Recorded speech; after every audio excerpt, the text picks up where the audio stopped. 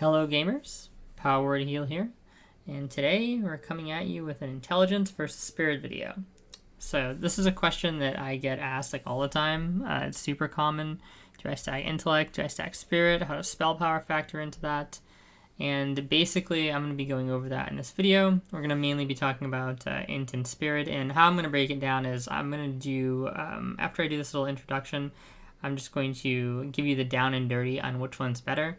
So in case people just want to know the answer essentially and then click off, that's absolutely fine. Like, I'm mostly here to provide information, right? Like the view count and stuff and like engagement on length of videos or whatever is nice, but I totally understand if people just want the details, right? Don't want to withhold any information. So we're going to put that up front, and then what we're going to do though is we're going to kind of explore like why that is the case. And we're going to really delve into it from like first principles, start from base, and work back to the answer that we gave in the first part. And it tends to be a bit more complicated than just int versus spirit, right? Because plus healing is a big thing people want to know about as well. Like how much plus healing should you put in your gear and stuff like that versus the other stats. And I think I'm going to save that for a different video, because this one's going to be quite long, because like I said, we are going to be going into it from base and working all the way through. And I have some goals here that, like, I don't want to just explain how Regen works. I want to talk about kind of like the context. So let's explain how Regen works, talk about how often you'll likely be casting, so the contexts, that you'll be casting in and stuff like that. Give examples from specific fights in the tier. Talk about the immediate intellect advantage. Talk about things like Innervate, which we don't have yet, but we will have. And then go over gearing choices and stuff like that. So it's already going to be a long video. And to add, plus healing into that is just going to make it even longer and a bit more convoluted. So I think what we're going to do is we're going to stick with this for now, and then we'll do another video on plus healing, comparing it to other stats. And by then, we'll already have a good baseline. So I'll link this video probably in the description or something. And if you've watched this video, you kind of understand how int relates to spirit. So you don't really have to worry about that, and we can just compare kind of like good stats to good stats, right? So yeah, that's basically what we're going to be doing in this video. And it's pretty much going to be an SOD. It's going to be SOD tailored video, but keep in mind that a lot of this stuff can be applied all the way up to level 60, or it should be. So we're kind of like looking at things from phase 1 SOD. Everything you see in here is going to be phase 1 SOD because we're in phase 1 SOD right now. But, everything can be applied level 40, 50, 60, unless they make drastic regen changes. But my hunch would be that they're not going to do that. And I think that the most likely thing that we're going to see out of them is if they do make changes to regen, it's going to be changes to some of the constants that you're going to see in here and stuff like that, which can just be easily changed in the formulas, right? So I don't think they're going to restructure fundamentally how regen works. I'll put it that way. Which makes this guide pretty enduring, I would say, for the entire season of Discovery. So yeah, we'll hop right into it. And so, which one's better right out the gate, right? Well, intellect is generally far better per point than spirit, and it's not even close.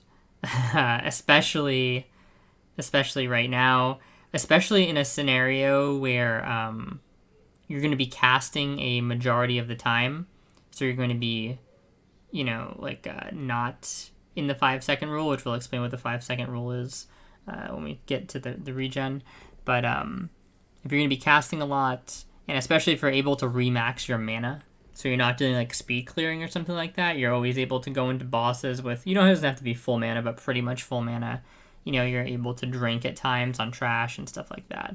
As long as these criteria are met, intellect is going to be vastly superior. So, yeah, if you're just looking for the quick answer, that's it right there. And now we are going to hop into how regen works. Okay. And most of this is going to be for the priest perspective, but it's applicable to druid in a lot of cases as well. And I'll kind of explain why. And then we'll talk about some of the other classes. Well, we'll talk about right now since it's here.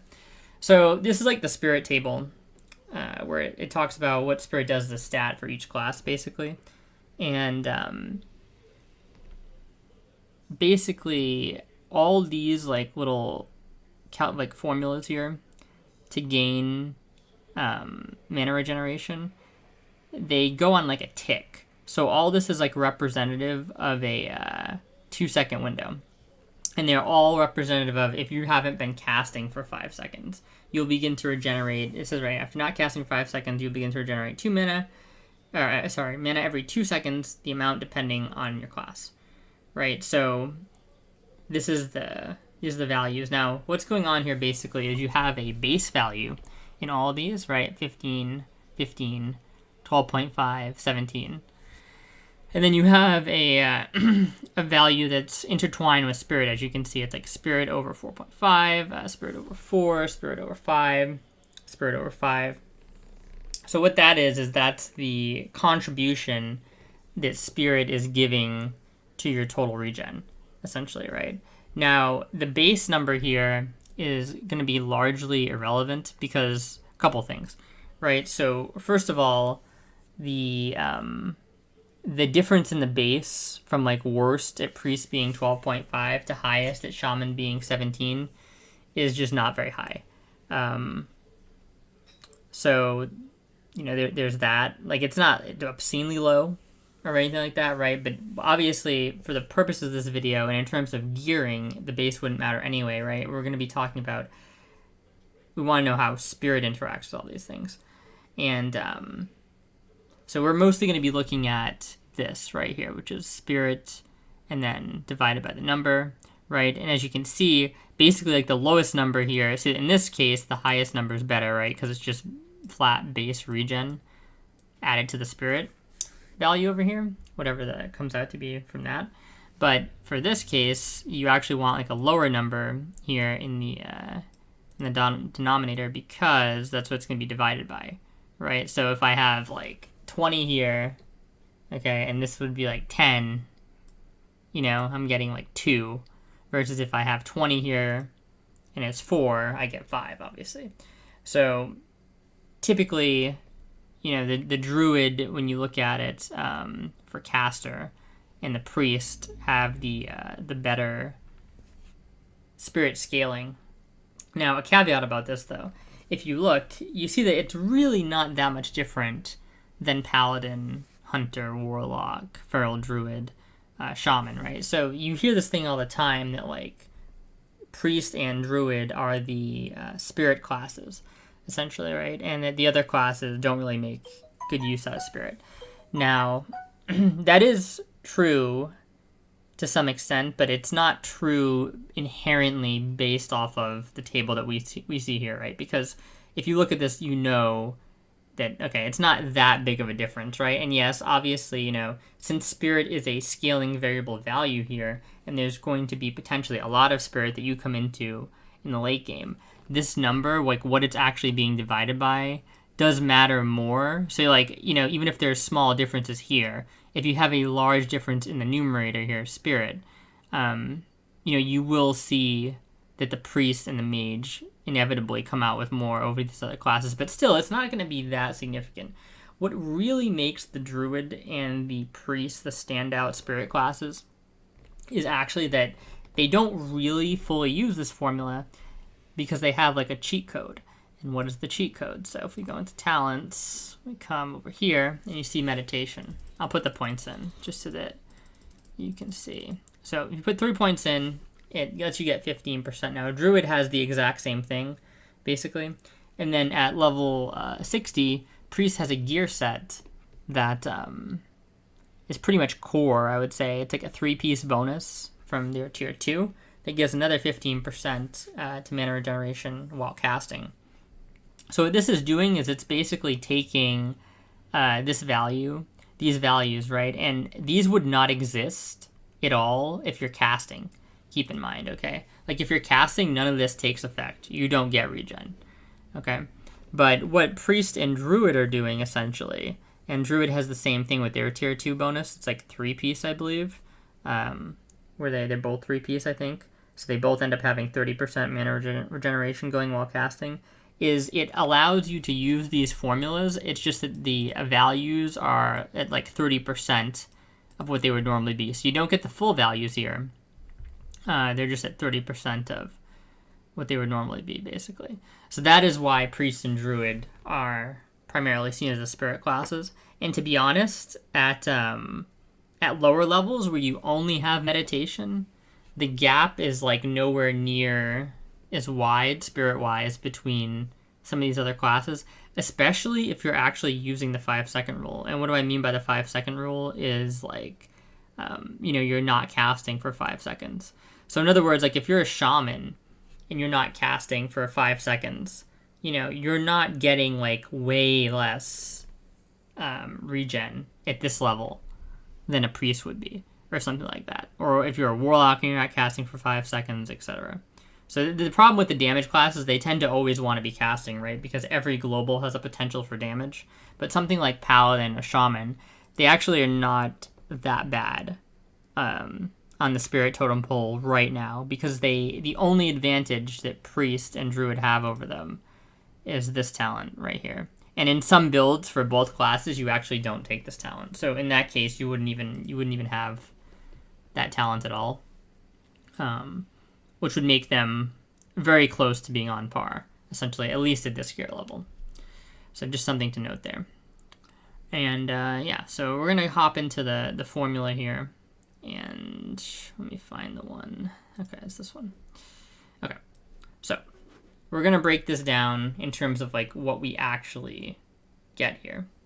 And one thing to keep in mind is that all the calculations we're gonna be doing here are assuming that you're gonna be casting 100% of the time. Now, I know you're not gonna be casting 100% of the time, especially in BFD, but that's something that we can talk about and try and factor in later. In the beginning, when we're explaining everything, it's just easier to assume for calculation purposes that we are casting 100% of the time to kind of like explain everything. Okay. So this is the regen formula that we took from the page, right?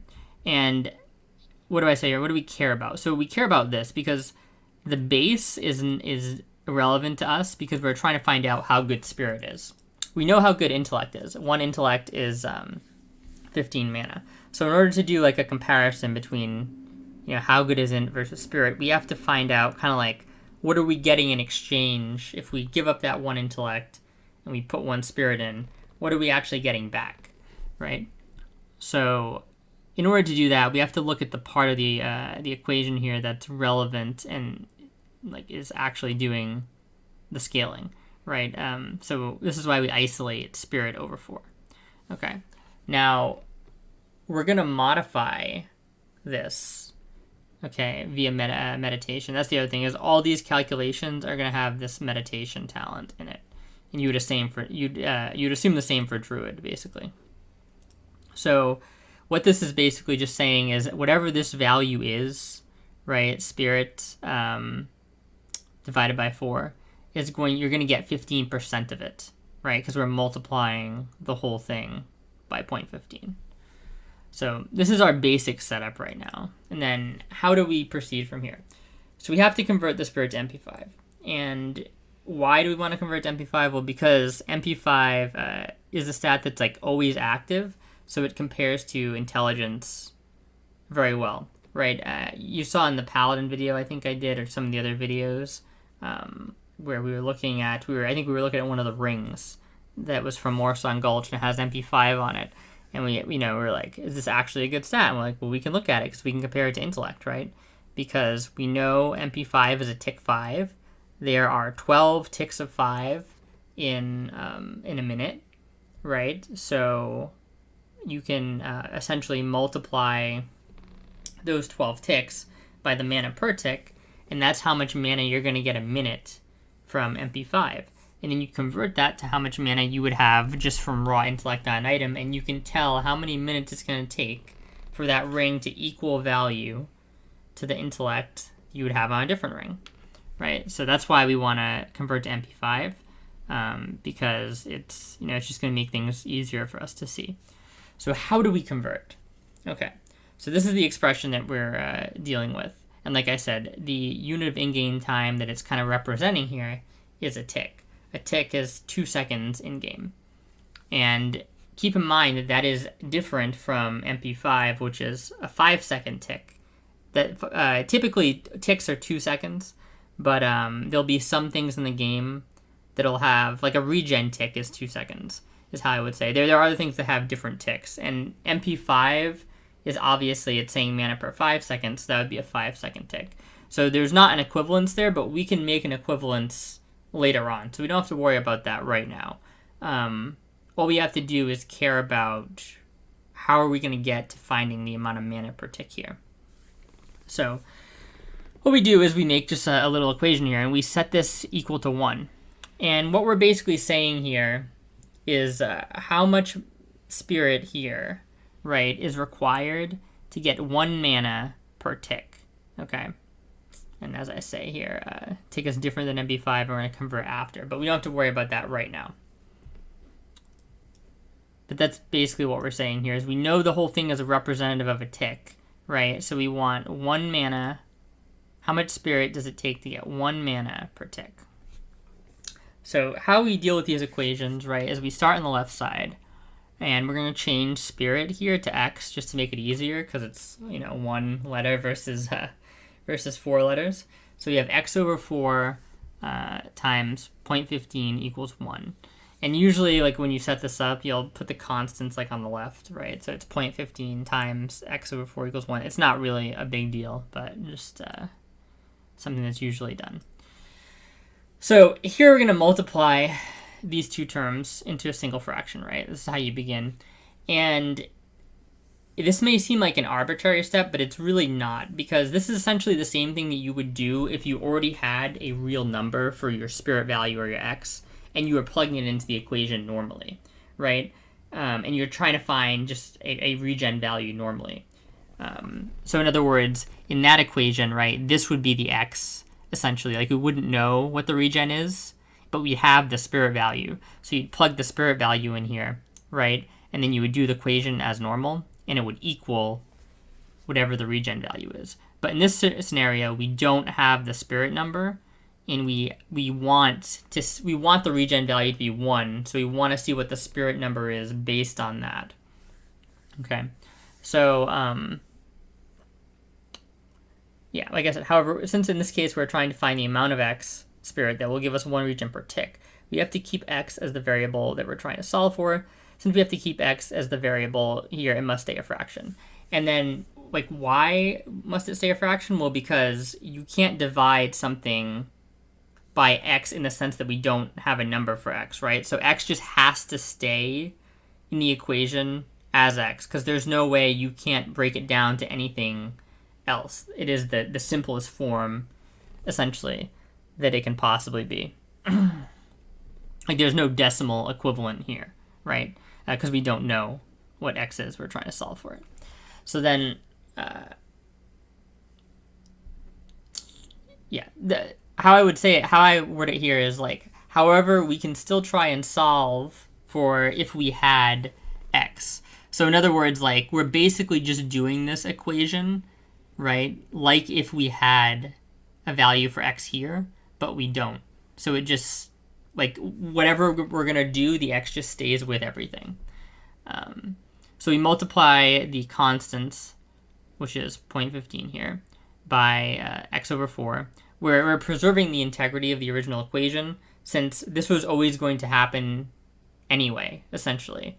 Like, we're not doing anything that's out of bounds here, or something you wouldn't normally do, right? Nothing is arbitrary. We're basically doing it how it's intended. It's just that we don't have a value for this, so this is going to have to stay in that form. I know I'm really harping on that, but I think sometimes this is where stuff like this can get confusing for some people, and I don't want to just, like I could explain it in the mathematical textbook term, right, of, like, everything you're doing, but then that doesn't really get at the point and, like, why you're doing things. So I'm just trying to, like, explain it as it's actually happening.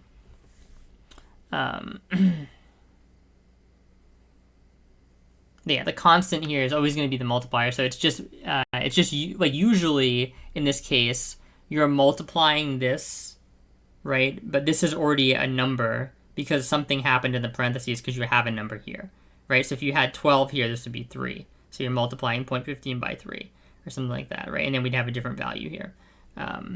or if, so we're doing the same thing as always, we just can't deal with the X, and that's okay. I know it looks weird, it's probably uncomfortable, you're like, it looks kind of gross, but it's absolutely fine. So we end up with 0.15x over 4. That's our new fraction, basically equals 1. And now that we have a new fraction, we can turn that into a decimal, because before we just had x over 4. That can't be turned into a decimal, right? But now we have a number with x. So think of this as essentially a 0.15 over 4, where the x will remain. Since the x itself isn't a number, it can't interact with the number that's currently attached to before. We divide it, which means we must keep it.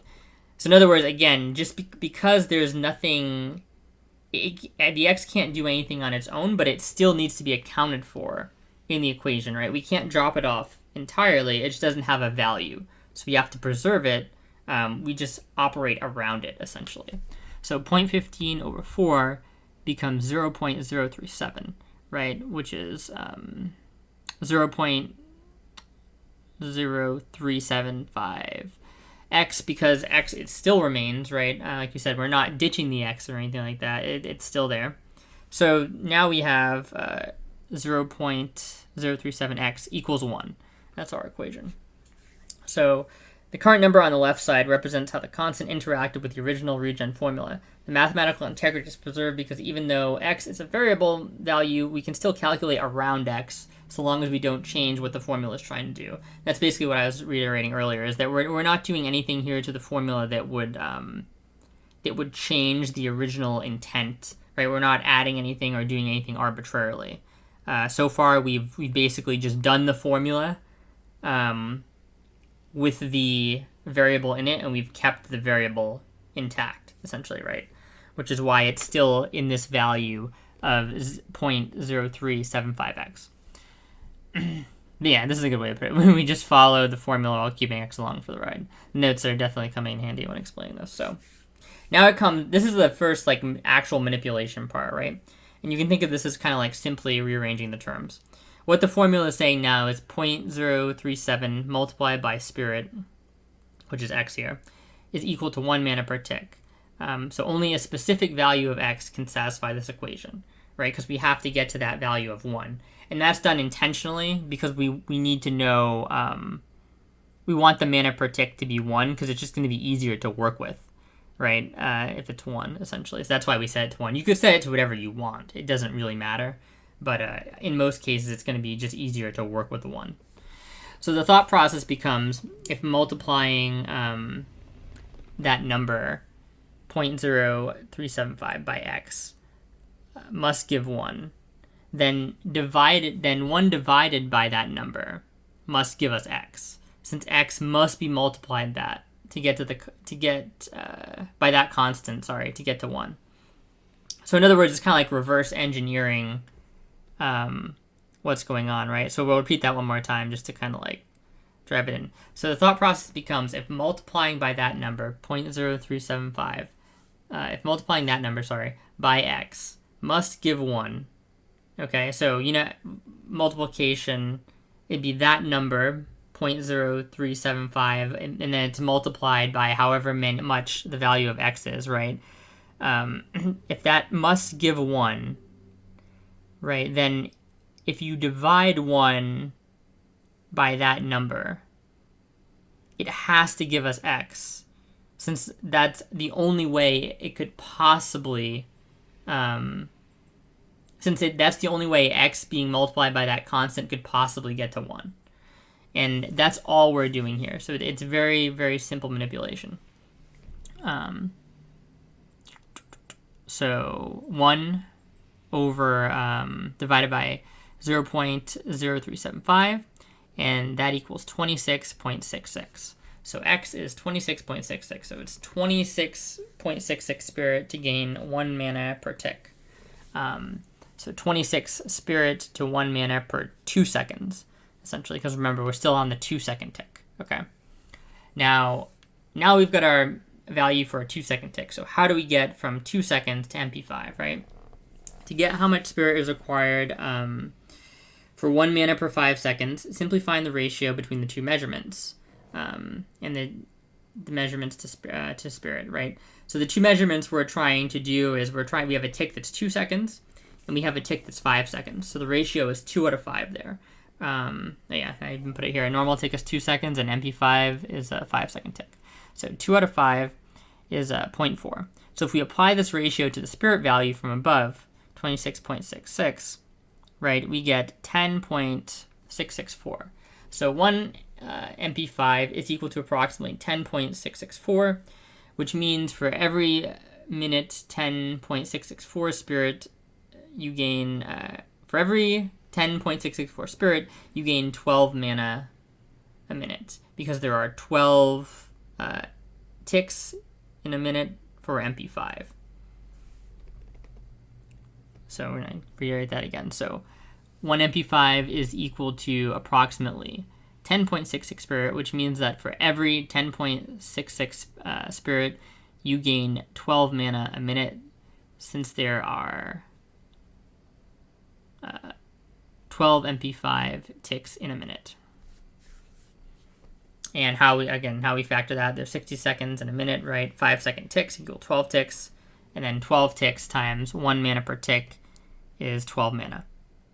Okay, so what that basically means is that for every 10 spirit you put in, okay, you are gaining 12 mana a minute.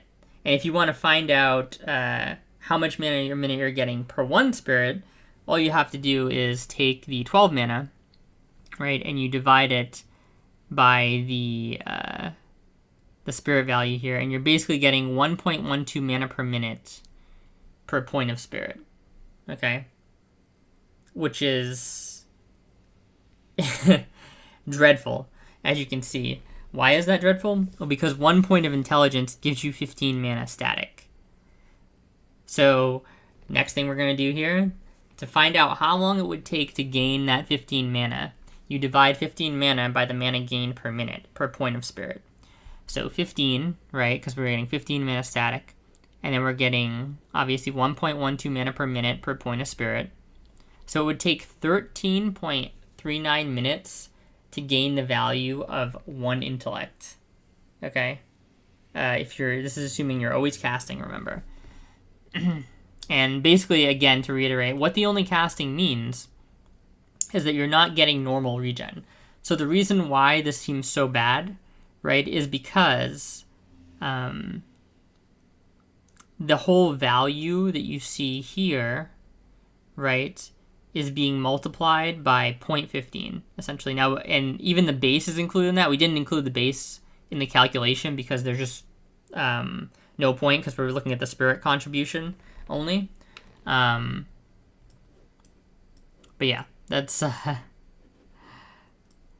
that's basically why. If you didn't have, if you were allowed to just have this, right, and you didn't have to use the 0.15 from meditation, like if this was active all the time, spirit would seem a lot better. But it's not. The spirit is just not active while you're casting. And remember, while you're casting is the 5-second rule. So it's basically, have you casted in 5 seconds at all? And how to be explicit about the 5-second rule so everybody completely understands is the 5-second rule starts when you finish a cast. So if I cancel cast like 7 casts in a row on a tank or something like that, and he never actually needs the heal to go through, it's not as if I've been casting the whole time because my actual cast bar has been moving. It only counts when you finish the cast. So it's like from whenever you last finish the cast, 5 seconds until you finish the next cast.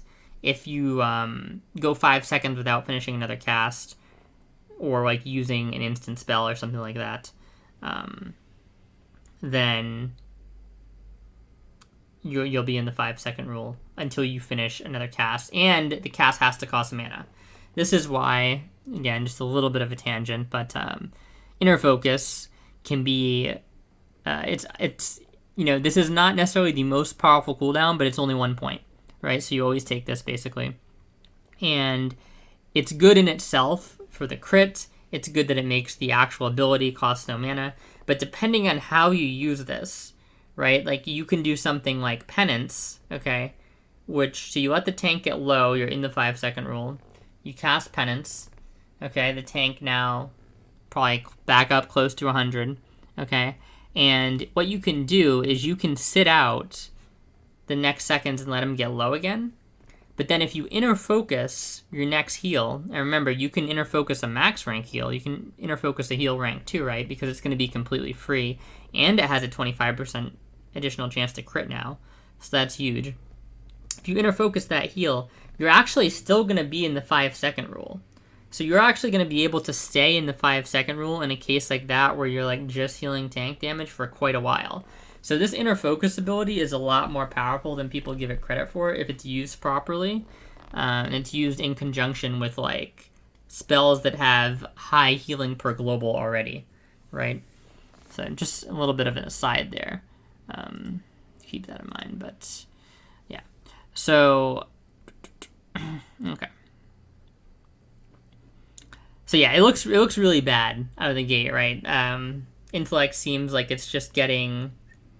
It's way better, and Spirit just seems like it's getting destroyed, right? And as I say, that the values change when you enter the 5-second rule, and now we're kind of going to go into, since you have the basics of like how bad Spirit can be in its worst case scenario, we're going to kind of like reverse back from that, right? And we're going to talk about how likely are you likely to be in that worst case scenario, and you know, we can even go on a fight-by-fight basis and stuff like that. So we explained how Regen works. Check. Talk about how often you'll likely be casting. Okay. So basically, this one is going to depend a lot on exactly what you're doing and how many healers. Personally, I would say that if you were to look at like typical 40-man stuff, so looking a little bit ahead here, right? If you look back to like what you were doing in Molten Core in 2019, Blackwing Lair, etc., what it tended to be is there's just too many healers in the raid. So a lot of healers, you know, they feel like some sort of pressure to have themselves be seen on the meter, obviously, right? Like you don't want to be the guy that's doing like no HPS. So what ends up happening is people tend to be casting all the time, right? And they're casting all the time because they're trying to actually beat out other healers, essentially, right? So what a lot of people would do is they would have these sets that would have a bunch of Spirit on them. And they would essentially be sniping people with their Spirit sets.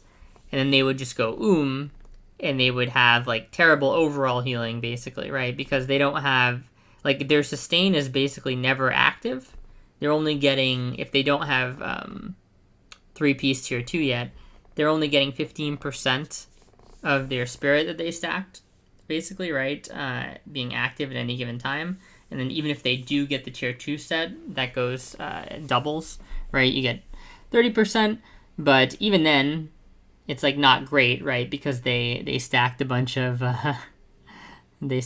Spirit. So if you're gonna do that playstyle, where you just want to be the person like sniping and bombing heals and stuff like that, you're gonna want to take intelligence.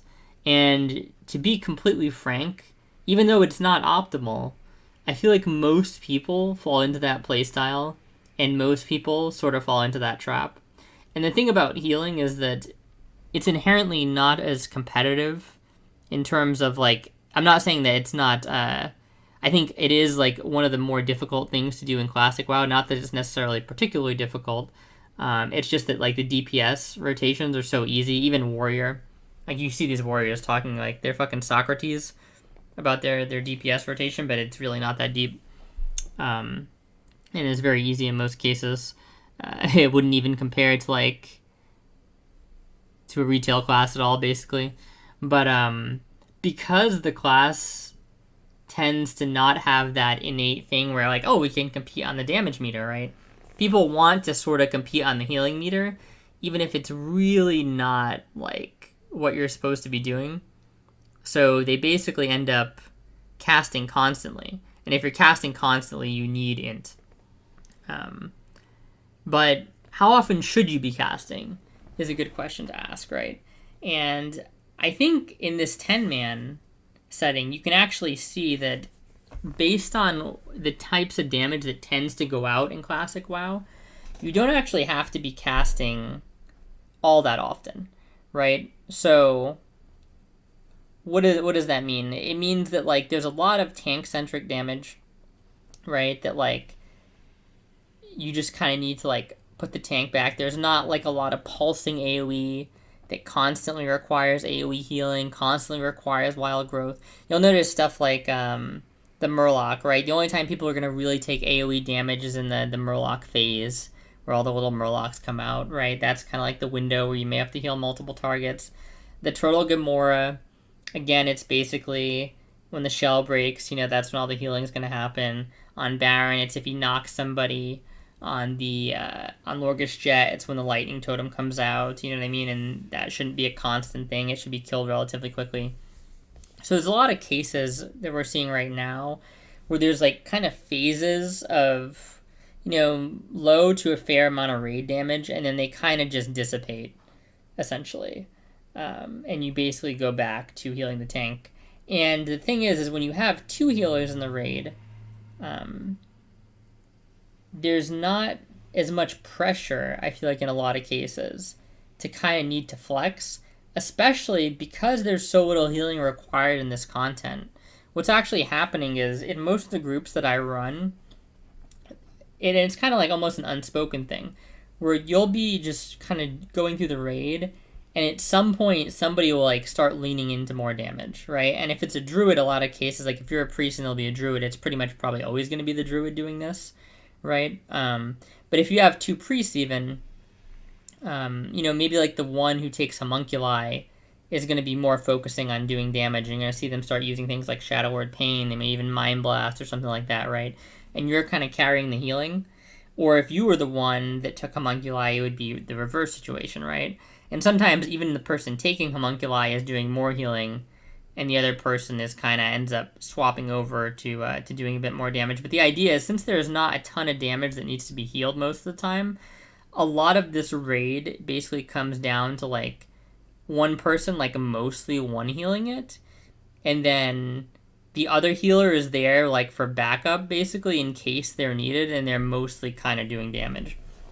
And because a lot of it is sort of solo healed, you don't really feel that pressure of like, oh, I need to show that I'm doing something, essentially, right? And when that pressure is not there, you can basically see like sometimes how little you have to cast like actual healing spells during some of these fights. So, the out of combat regen portion here that we haven't really talked about yet, because remember, all the big explanation I just gave on regen is how that works in combat, right? Or sorry, not in combat, out of combat, but when you've been casting, right? When you're chain casting. So there's definitely like a lot to be said for the fact that you may not necessarily need to be casting all the time in this raid. So that definitely increases the value of things like Spirit, for sure. There's no getting around that.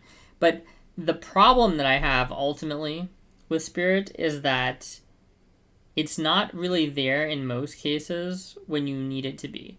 And I'm going to go back to talking about the fights. I know I've been kind of ping-ponging between these two things, but they're very related, right? So what I mean by that is that take a fight like Kelris, for example, right? Now, you can go through the beginning of that fight and barely spend any mana, right? You can be in the 5-second rule forever. You can toss up your Void Plague, put your homunculi on the boss, and then just start wanding. And now, wanding is not resetting your 5-second rule because it's like an auto attack. It's not casting. Okay, so you're just gaining tons of mana the whole time. But what is the problem, right? Well, the problem is that if you're able to be in that state where you're not casting, it's probably because, people don't really need healing during that phase, which is great, except that all that mana is going into the void, basically, right? Because you can't store mana.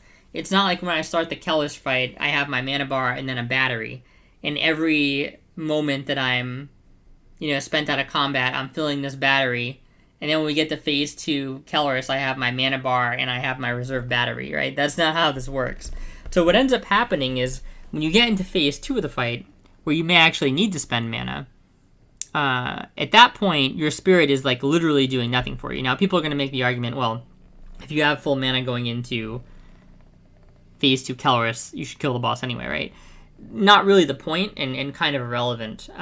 It's just we're trying to create an example here, right? Because there may be a fight in the future that comes up where that's not the case, right? Where you basically are expected to go into a certain phase of the boss with close to full mana, similar concept to Kelris, but you actually need every point of mana you can get once you're in that phase, right?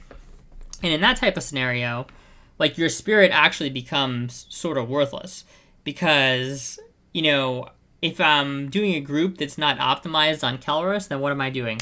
I'm dispelling a lot, right? Because I'm probably the only priest. So if multiple people get changed, that's already multiple globals I need to commit to dispels. I need to take care of the Mind Blast target, always. I need to do some residual healing on the people that got hit by chains somehow, right? Because in between the Mind Blast target, basically, right? Because if they are targeted by Mind Blast when they are at like 30% because they got hit with chains or something like that, and keep in mind, chains does a lot of upfront damage in phase 2, and it does ticking damage. So basically, I'm going to have to be chain casting in phase 2, so my spirit is almost completely useless. Like, we are running on the calculations we did earlier, right? Of it taking like 13 minutes for one spirit, basically, to be of equivalent value to one int in a scenario like that, okay? And keep in mind, that is with meditation. Like, if you're doing something where you're running, you're trying to get to this, right? You don't have meditation, and now you have, like, no regen at all from anything in that phase, right? So spirit's completely useless in that case, if you don't take this, basically, right? So I'm gonna get back to, yeah, this is it. Okay, yeah. So that's the main problem that I have with spirit, is that in a lot of cases it seems like it's kind of a good stat, right? And it definitely has its place in terms of doing stuff like speedrunning and stuff like that, because the idea, like, especially if you're running like 2 healers or even a healer and an off healer in a speedrunning scenario, if you're very coordinated, okay, you can do some very creative things that especially are good with spirit. For example, like, you can just have somebody take off a large portion of a certain trash pack or a boss fight, essentially, right? And at this point, the calculations we did at the start of the video don't really apply, right? And we're getting the full value of regen, which is much, much better, right? So, and the regen is doing something that int can never do, because if you never stop to drink, right, there's no, like, int, the value of int just falls off the cliff, because you have to be remaxed mana for int to matter at all, because the only thing it's doing is giving you max mana. So if you don't start at the peak of that pool, you're always losing value, right? So if you really don't have the time to, like, sit down and full drink and you're doing like a speed run, like, as a group, make sure everyone has full mana, you have to kind of do these more creative things, and that's where spirit really comes into play a lot, because, like I said, you can just have somebody take over and you basically drink to full. It's another reason why it's funny, because if you were to look at speedrunning comps, right, the initial thought there was like, oh, well, the priest is running homunculi always, right? And it's not a bad thought, right? Because it definitely solves problems that exist, right? Like, okay, now we need to bring less warriors, although warriors turn out to be pretty good, but, like, maybe you don't have it for the comp, or maybe there's just something else that works better for your specific comp. So you're not, regardless, you're not now bound to bringing all those warriors, right? And even if you do bring warriors, like, the fights are so short, honestly, especially something like Baron, that having the Sunders up immediately is somewhat impactful. You know, I'm not going to say that it's like an insane overall damage contributor. It's not as much as these warriors say, but it is very good, right? So the thought was like, okay, like, you use homunculi. But then what people were realizing in some of the speedruns, I don't know what the current thing is now. I'm not super current on the speedrun data. But at various points, you've actually seen the Prayer Mending Solo Heal Priest kind of like come back and make its appearance. And the reason for that, essentially, is they're trying to abuse this out of combat time, right? Because if you have Mending out and you toss a bunch of Renews out and Mending, it's basically sort of like you can then chill and you're gaining more value from your regen at that point, right? Because the healing is essentially happening automatically. The Renews are ticking automatically. Yeah, there was an upfront cost, but the Renews are ticking automatically, and Mending is bouncing based on who's taking damage and who's getting healing from those Renews, right? So there's definitely use cases for Spirit. It's just that for the majority of players, they're going to be in that scenario where they're always going to be able to get relatively close to remaxing mana, right? They're, they're not really hyper coordinating with their other healer. They're not like, oh, you take that pack off, I'll heal this, like you regen or something like that. They're not really doing that in most cases, right? And it's mostly like, everybody's drinking at the same time, everybody's going at the same time, everybody's healing at the same time. And when you're doing that, Int is just better because it's more mana, more margin for error, essentially. Okay? And we're going to talk about something that I call the immediate intellect advantage. So this is something else that I like about intellect. And basically what I'm saying here is whenever you're comparing intellect to spirit or MP5 or something like that, like we were doing in the other video, the thought process is always to get the equivalence like we did, right? So at the end of that sequence we did earlier, it was, how long does it take for, that point of spirit to actually equal that point of int? And you're thinking like, okay, well, if it was a 13-minute fight, it would at least be equivalent. You could at least say it'd be equivalent. And that is true to some extent. However, the thing about intellect that most people are overlooking is that having the mana up front is always better than having it tied up in regen, essentially, assuming that the fight is going to end, right, before the regen drastically outpaces your initial mana investment. But what I mean is, like, if it's even close, right? In other words, like, if the total value brought in by your regen is even close to, like, the raw number of just mana you would have from int, if you had gone int instead of that regen stuff, then the int always tends to be better, in my opinion, just out of the raw utility that it provides, in the sense that having that mana up front like lets you solve problems, because the whole thing with healing is like you're kind of like problem solving, preventing people from dying, right? And you can only problem solve and use your kit when you have the mana to do so. So if you don't have the mana, you are just completely boned, and there's like nothing you can do, right? So it's always better to have the mana up front, because you can always, like, basically, like, let's say you're doing the Murloc, right? And people get chunked, okay, and they're down low, and you save like 3 people with a circle of healing, okay? So you save 3 people with a circle of healing. Now it hurt your mana, okay, and your mana's in a bad spot. But the thing is, even if your mana's in a bad spot, those people are now alive, and we can figure out what we're gonna do, okay, after that incident happens. But if those 3 people would have just died, maybe you just wipe on that fight, right?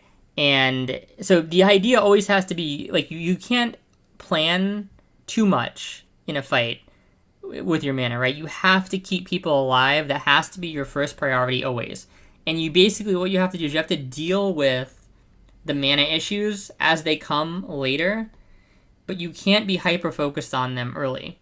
And that's what Intellect also does, is like, it gives you the mana pool to be able to at least make decisions that can potentially save people earlier on in fights. And then, yeah, maybe you're paying for it later. You have to pay the piper at some point, right? But you have kind of more time. You need to buy yourself time, because you can come into a mana pot in 30, 40 seconds maybe. Your other healer can come into a mana pot. When Innervate gets added to the game, maybe Innervate comes back up, or somebody can get an Innervate or something like that. You know what I mean? There's all sorts of things. You can use Recombobulators. Dark Runes are going to be in the game later, right? I think they're going to fix the Flask thing, but, and that obviously kind of trivializes this whole conversation, but you get my point, is that you just need to find a way to survive until the next instance of big damage, essentially.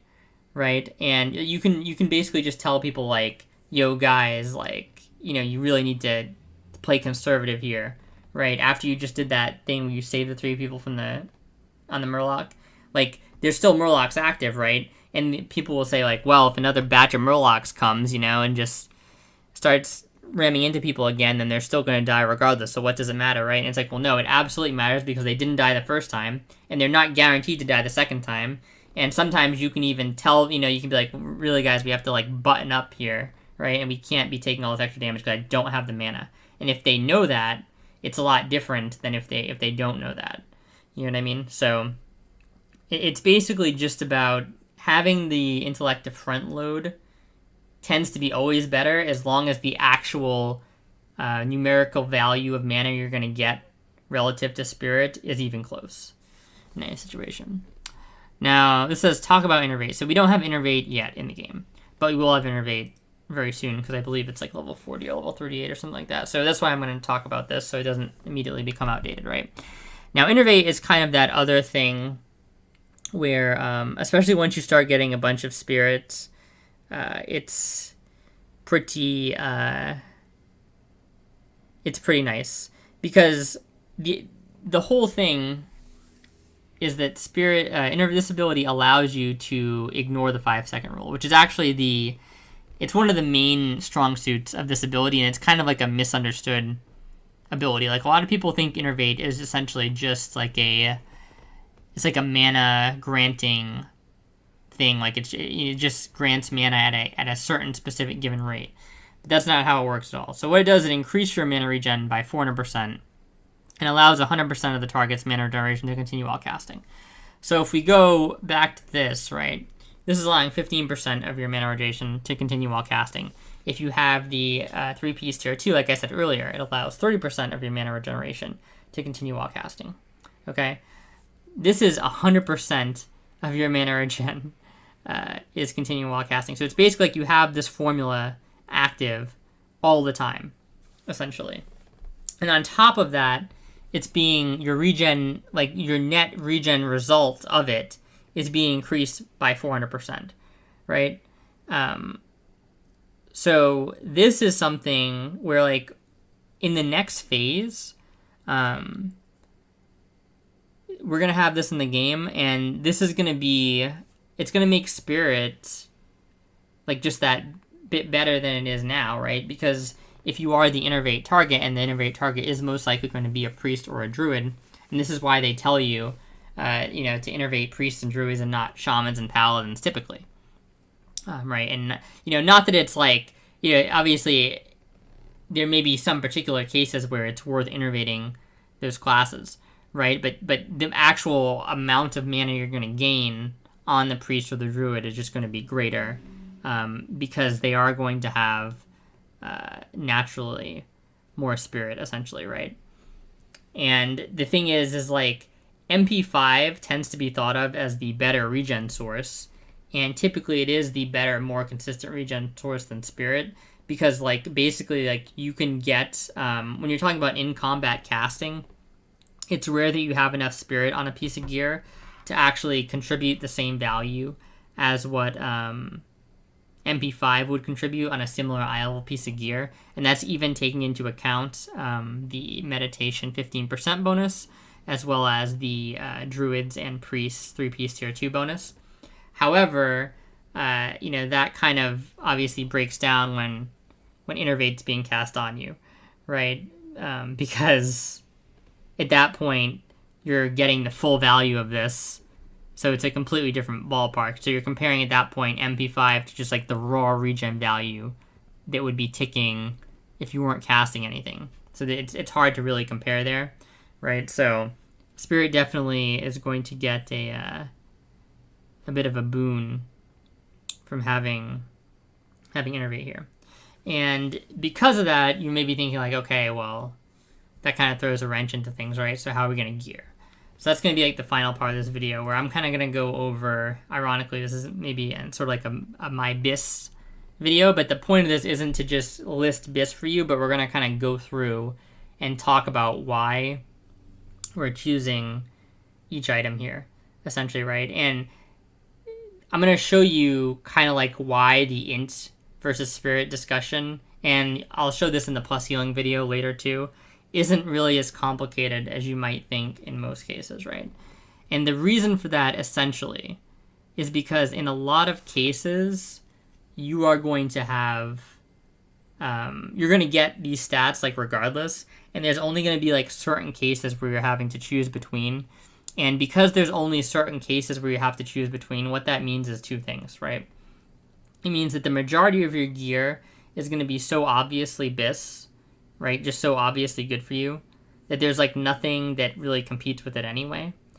And in the cases where there are multiple options with different stats, since there's so few of those, the actual overall contribution that's going to have to your character and on your performance is going to be lower, right? So like even if you make the suboptimal choice, right, on maybe the 3 or 4 slots that really have like multiple options competing in them for like BIS, the actual like negative effect that's going to have on your character is going to be so negligible just because there's so few slots with those like where you actually have to make those choices, right?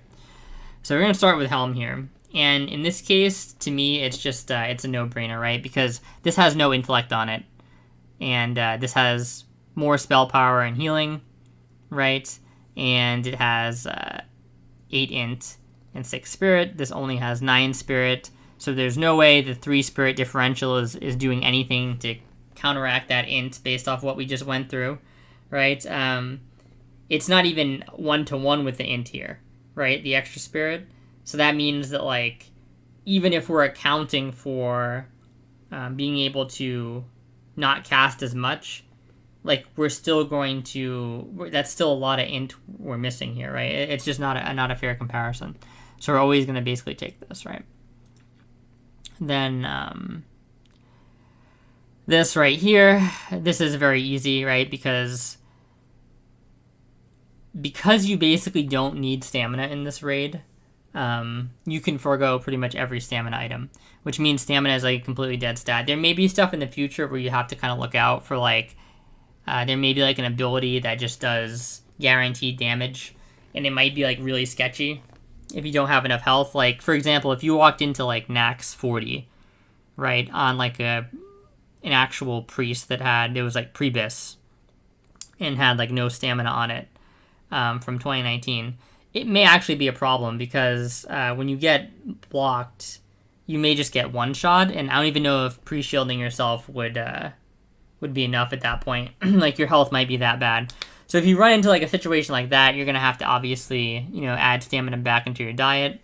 But right now, you don't need stamina at all. So this is just like this is like one of your BIS options. That, or you can take a 6 int neck. The thing is you're talking about a difference of 60 mana, okay? And there's a little bit of healing here and a little bit of spirit, but I think the reason why this is going to be your most accessible option, honestly, is because to get like a +6 int neck is probably like 150 gold or something like that, at least on my server, and you could actually buy this in a GDKP for less than that in most cases. So this is going to be like your pragmatic option, essentially. So we're going to come into here, and basically, like, this is just going to be your easy option. If you want this for a little bit of extra healing, as we've seen, right, this 5 spirit probably not going to do that much for you in most cases. So you could obviously go with that if you wanted, but it's going to be expensive, so we're just going to go with this option for now. Something about what we're talking about here with this is that we're talking about use in the raid, because in the next tier, like leveling to level 40, like obviously all this is going to be completely different. So if you're gearing in order to actually hit level 40, like you're questing or grinding, then it's going to be a bit different than what you want to actually heal like a dungeon or heal a raid, essentially, right? Because you're going to still lean more int if you're healing a dungeon more or a raid, and you're going to lean more spirit because you're going to be taking spirit tap and getting all those like insane benefits from it if you're soloing or grinding or something like that, right? So we're going to come in here and chest. So this is a no-brainer. The reason why you don't take this chest, even though it has 10 spirit on it, for me at least, is I actually prefer using the Invoker shoes here. And that's how I get the 2 set. And I don't really worry too much about the... I don't really worry too much about getting the 3 set with a hit, since the only spell I'm usually casting is Void Plague. Right, the only like offensive spell that needs to hit or something like that. So that's typically like what I do here, and it just gives me the little bit of the extra bonus. And both these things are good. You could also use the crafted boots here. You know, they're obviously not bad at all, but they have a very kind of like low amount of healing on them anyway, and the stats otherwise are basically worse than the Twilight Invokers. So you could basically go Robes of Argul here, and then these boots, you could go Twilight, Chest, and these boots, they're all basically the same options, right? Not huge differences. So, Flowing Scarf here, this is pretty much the premier thing, I would say. Like, obviously, there's plus healing here. We can talk about this in a different video, like I said, but there's no int. So, I always go int plus spirit, and there's no stamina here, so that's kind of nice. No wasted stats. These are, in my opinion, definitely the best bracers to get. I don't think that they have full spirit bracers anyway, and so you're going to end up with an int spirit bracer split, which I think the highest that goes is 4 and 4, and I would not trade 5 intellect for 4 spirit, right, based on what we encountered. So we're going Mind Thirst. We're going to do the weapon last. The gloves. This is an example of just it being like pretty easy.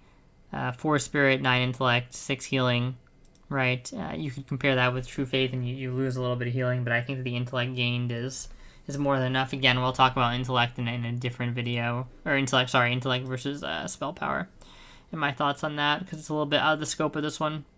But and something like this, this is a case where like I actually don't mind just taking Gamora's Clutch here, because you could take this and get the extra 2 int, but, you know, having, like, I think in a lot of cases, since I already run Stamina Light, I don't necessarily mind sacrificing 2 int for 8 stamina.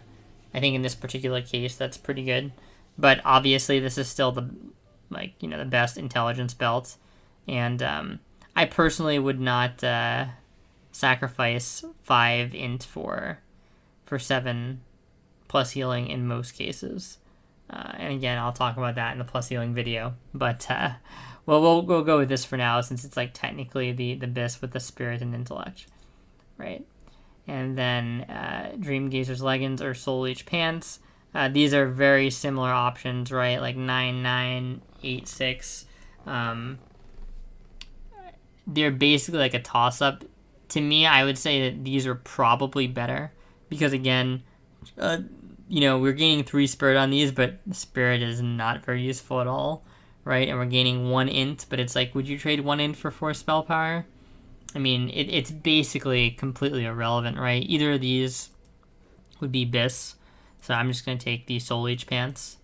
But, yeah. And then, the rings, I think, is where I would disagree with most people. See, my bis would actually be like a Black Widow band, and I think there's another ring in here that gives 6 int.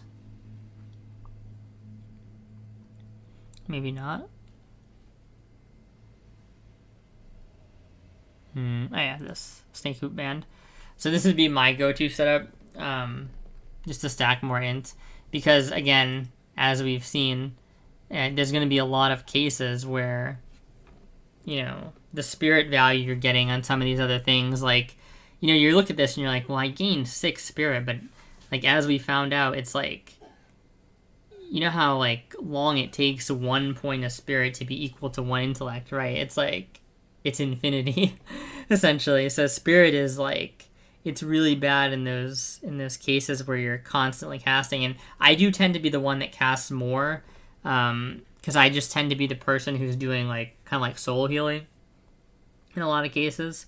And a lot of the groups that I'm in, like they'll kind of go briskly and then they'll stop and drink, right? So in those cases, like I am getting to remax, but during the whole time that I'm kind of going, basically, I need I need to have like extra mana available to cast, and I don't really have a lot of time to sit in the 5-second rule essentially, because we're pulling just constantly, and I'm usually like the main healer basically.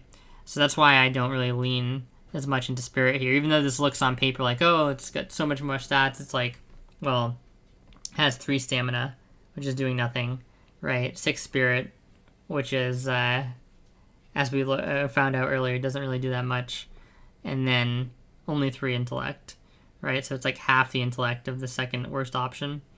And then we already did the math out on this in terms of how does the MP5 compare with the intellect, and it was basically not super good, right? Because I could get a 7. Let's actually compare this to the snake hoop since it's only 6. So 6 intellect it would be 90 mana, right? And 2 mana per 5 seconds. Okay, so we can like quick math this basically. There's 12 ticks, right, in a minute, and so it's 24 mana per minute. So it would basically take like 4 minutes to even like get close to the snake loot ring, and that's just not going to be like, we're not doing that for most of our encounters, right? It's nowhere close to that. So again, on like a per encounter basis, I just prefer the snake hoop, and the 5 extra healing is not really doing anything. Keep in mind with the plus healing, and I'll explain this in the plus healing video, is that for most of your spells, the coefficient is not 1-to-1. Now, I believe for penance it is 1-to-1, which is kind of a boon for plus healing in this version of the game. And we have to kind of like find out what the value is on mending in the other one. So the rune spells do tend to be better with plus healing, and that's something we're gonna have to look out for. But again, I'll kind of go into more detail on that in the actual plus healing video, right? So it doesn't really matter what you pick here. There's not really a good int spirit comparison for these rings. The intellect pretty much smashes them in most cases, and then obviously, there's nothing else better to take than this. And I think there's like a +5 spirit thing here. You would take a Recombob if you were engineering, right? Obviously, because the Recombob is way better. Having the 150 to 250 health and mana is way better than the 5 spirit here. It's just not even close. But if you didn't have it, you would take this. And then the range weapon. If you're going for damage, you obviously go for Gravestone. But I take Phoenix Ignition here because +5 int is just so solid. +5 int completely gaps 1 spirit from the Gravestone. And if you're using it for actual character stats, then that is like by far the thing you want to do. And then obviously nothing really compares with Rod of the Sleepwalker, right? There's a couple things here in that if you go one hand ever, right? Not that there's a one hand that's comparable, but if you were to go like this, we'll say, right, with like, just trying to get something that I think would be decent. Isn't there like, there's like a better option than what I'm seeing. Maybe that was it right there. Okay. Something like this, right? We'll just do something like this. I think Horde actually has a good offhand. It's like 7 int. So if you're Horde, this is actually not a bad combination at all. But if you go to look for enchants, all the enchants are melee-based enchants, right? Where if you get the staff, you're automatically getting +3 intellect. You'd always go +3 int over +3 spirit, as we've seen in most cases. Intellect is just going to be better for the vast majority. a few gamers out there. And yeah, so there's nothing that really compares with the staff. I've actually been using a plus 11 int staff on all my characters because, again, I get to add the plus 3 intelligence and I just get to 14 int, which is like really strong. There's not a lot of other combinations that really get to that. This is not terrible. Not terrible. Like, a lot of these are not terrible, but they're not great, again, because we know how poor a performer Spirit is. If you're taking this stuff, it's pretty much for the plus healing, right? And again, we'll kind of make a different video on that. But there's not a lot of good int versus Spirit comparisons here. And Rod of the Ancient Sleepwalker is obviously by far the best weapon. So if we do this, right, and then we put int on all of our... Put 3 int here, we put mana on our chest. You can put stats if you want. It's not a huge difference at this level, but I just still prefer mana. Since the content's so easy, I feel like I don't need the stats at all. And then there was one more enchant, I think, right? Or that might be it. I think that's it. Yeah. I think that's all of it, basically. Yeah, because this was the other enchant. Yep. Okay. So when you have all of that, you're at 2,800 base mana, basically, which is kind of insane. And then when you add in, I don't think talents affect any of this. No, they don't. But so you get Arcane Intellect, Blessing of Kings, Mark of the Wild. I'm going to put this on because I don't know if they're different. And you pretty much always have this one. And then on Priest, I'll actually take sometimes the Dark Moon Intelligence buff, especially if it's an undergeared Priest. The kind of thought process is that the only ability that I'm usually using on a Priest to deal damage is, I guess it would buff Homunculi damage as well. So, I mean, yeah, if you're really trying to deal damage and you're running, like, Homunc and stuff, then taking damage is probably good if you're going to be running Homunc. But in some of the groups, playing sort of undergeared Priests, they're also running with another Priest, and the other Priest is taking Homunc. So I usually have, like, Mending or something like that. And in those cases, I'm basically just tossing up a Void Plague and Wanding. So sometimes I'll just take the Intelligence buff, but you don't have to do that. You can take the damage one if you want. It's going to be relatively trivial either way. I'm about to make a video on that too, in terms of how Whittle Healers actually contribute to the overall damage. Not that it's not good to do damage, because if there's nothing else to do, you should be doing damage, right? But in most cases, if people actually need healing, then the amount contributed by the healers is not so great. It's a little bit different if you have a case where, like, nobody needs healing and your Resto Druid's able to just completely pump, right? They can do some decent damage, but otherwise, making minor optimizations on the damage end, in my opinion, just tends to not really be worth the effort. So as you can see, with all the buffs and stuff, you just have an insane amount of mana, and you can basically just heal anything in the game with this. You'll never go And you have a decent amount of crit, honestly, which is not the end of the world, honestly, because things like Penance are pretty damn good.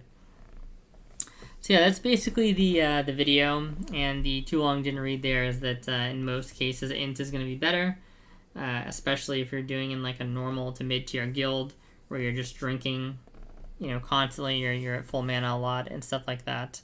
Obviously, as you venture more into the speedrunning side of things, then depending on how hard and how fast you're speedrunning, the tables almost turn a bit, because if you're going like really fast and you just never have the opportunity to drink, then intelligence is just not going to do anything for you if you can't remax your mana.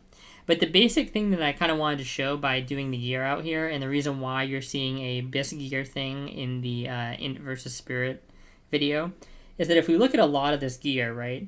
Int spirit here, int spirit here, int spirit here, int spirit here. This only has int, int spirit, int spirit, int spirit, int spirit, int spirit, int, right? The rest of the stuff is int. But the point is, there's a lot of items that have spirit on them.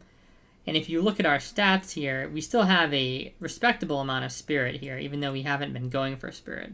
And that's kind of like what I wanted to illustrate in terms of how the int spirit conversation plays out in real time, right? Because obviously in a vacuum, you'd be like, okay, do I take all my spirit points and put them into intellect, right? And although I still think in a lot of cases that would probably be the right thing to do, there could be some dubious scenarios that result in doing that from, right? Whereas pragmatically, you don't actually have to make that choice at all, because your BIS gear is going to have a decent chunk of spirit on it always. So really, you're making decisions on the margins, on things like these rings, for example, on the bracers, etc., and stuff like that, on the wand a little bit, right? But most of your gear is going to have most of these stats, and that's how it's pretty much going to be for the entire duration of the game. You're going to have int on things, you're going to have spirit on things, and you're just deciding in those other slots where you can only pick one, which one do you want to pick? And as long as I have like a decent base amount of spirit, I'm pretty much always picking the intellect. And that'll almost always be the case, because these stats are always going to be intellect and spirit in some proportion to one another, unless you are running like straight greens for that level bracket, in which case obviously sometimes there's some greens that are, they're only plus 20 int or something like that, right? But in actual like reasonable gear for any given tier, you are pretty much always going to have a somewhat reasonable spread of each. And in that case where I have a decent fundamental spirit base, then I really am more concerned about just getting those bit of extra points of mana on the character. And again, that's giving me more that's kind of giving me more freedom in how to spend it, and I can spend it earlier and stuff like that. I don't have to wait for it to come back to me later as a regen. So that's why on the off slots I have no problem just fully investing into int, because we're already getting spirit on a lot of the main slots anyway, just by chance. And this is going to continue in Nomergon and stuff like that. I'd be very surprised if they made like one-sided int and one-sided spirit gear. It's just never happened in the history of the game, so I don't expect it to start happening. And the other thing to that is, like I was saying earlier, because in these one-off slots, they're so few and far between, the actual difference that it's going to make is not going to be significant, right? So if I do replace this with the Fathom Ring, and I replace this with the Seal, right? Two items that people get, right? And then let's say I replace these with like, we have an int spirit pair. I don't know if we do. I think you can. Oh yeah, we do. Yeah, int spirit right here. Okay, so if you start replacing all this stuff, right? You see our mana barely drops at all, right? Now our spirit doesn't go up a ton either. Okay, so it's not like we're gaining like a ton and we lose a little bit of crit. But the idea is that on the margins here, none of this stuff really matters, and the gearing choices you're going to have to make, for the most part, don't really matter unless you're doing something completely insane, right? So don't fret over the stuff too much. Just take what you can get for the most part. Take what you can get a hold of. If somebody is like, and in a lot of cases you can actually use this to your advantage, because if somebody is like really fretting over like, oh, this item has like a little bit more plus healing, or a little bit more spirit, or a little bit more of some other stat, and you've watched this video and you kind of know how valuable int is now, and you see they're overlooking a stat like int, you can scoop that item for cheap if you're doing a GDKP, or if you're doing like a raid, you can kind of take those unwanted items, and all of a sudden your character's actually kind of geared now, right? Even though it doesn't have the technical BIS, it has a lot more of the still very usable, very passable items overall, because you're willing to take things that people don't, right? So always keep that stuff in mind when gearing, and don't get tunnel visioned on any one stat, right? And remember that int is a lot better than people think it is. And I hope that if you get that impression from this video, especially at this level range and this level bracket, we don't have access to all the other regen stuff and we don't have Innervate and stuff like that, if you came away with that, then I did my job, because it's a very strong stat for this bracket. And it will continue to still be a strong stat in the next bracket. It's just going to lose a bit of ground to other things, but it'll still be strong. So thank you guys for watching. I hope you enjoyed this one, and I will talk to you guys later.